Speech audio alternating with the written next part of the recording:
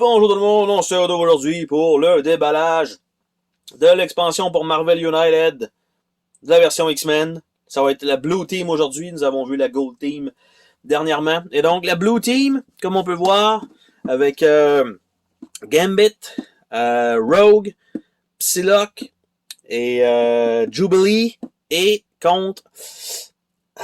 j'oublie son nom. Puis là, je vais le voir de l'autre côté, genre, ben oui, c'est évident. Donc, nous avons comme personnage aussi Banshee. Nous avons Psylocke, Jubilee, Rogue, Gambit, Mr. Sinister. Et voilà.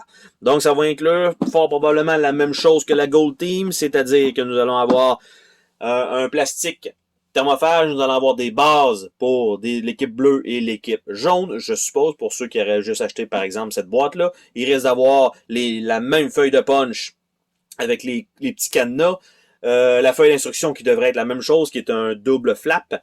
Et 4 nouveaux lieux, un boss, ça devrait être à peu près ça. Donc, les instructions, pour ça, exactement la même chose que l'autre. Rien de spécial là-dessus.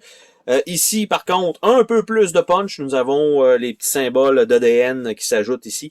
Donc, l'autre, il y avait juste les cadenas et ça. Donc, ça, c'est nouveau. Par la suite, on a des nouveaux lieux pour cette boîte-là. Donc, je vais nous sortir ça pour qu'on puisse regarder ça. Nous avons le Excalibur Lighthouse. Nous avons le Savage Land. Nous avons Madripoor et le Mojoverse. Ce sont les 4 nouveaux lieux. Par la suite, on a le plateau ici pour Mr. Sinister. Donc, on a ce nouvel ennemi-là. Et évidemment, le carton ici, qui est la même chose qu'on a vu dans le Gold Team. Donc, on a juste besoin d'en avoir un, on s'entend. Pas besoin d'avoir les deux si on mixe tout ça dans une même boîte. Par la suite, on a rien comme surprise, comme toujours. Et ici, nous avons donc la même chose, c'est-à-dire les bases pour différencier à quelle équipe vous appartenez. Nous avons un deck de cartes qui va être pour les personnages. Et nous avons les figurines. Donc, nous avons Mr. Sinister. Nous avons Psylocke. Nous avons Jubilee. Nous avons Banshee. Nous avons Rogue. Nous avons Gambit. Il est en train de lancer un set de cartes.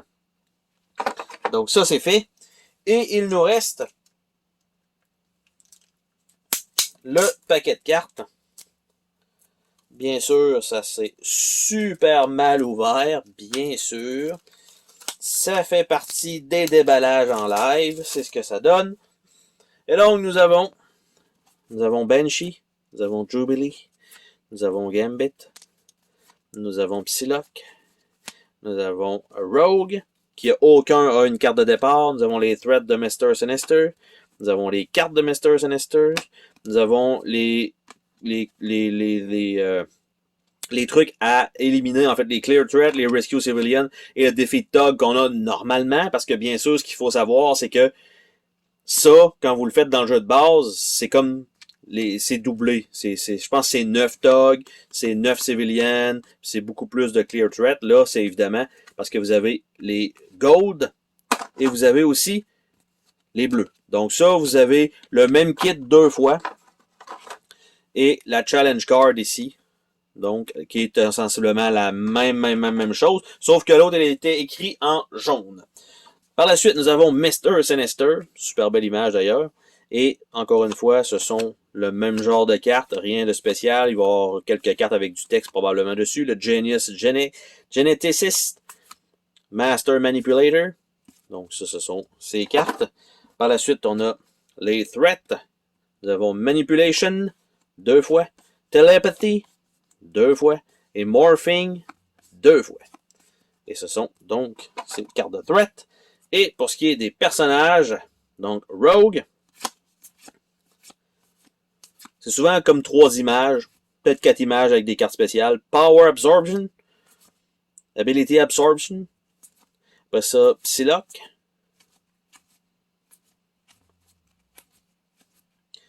Psionic Blast, Telepathy. Pour ça, nous avons Gambit. Avec le Master Thief. Et Molecular Acceleration. Jubilee. Lance des feux d'artifice.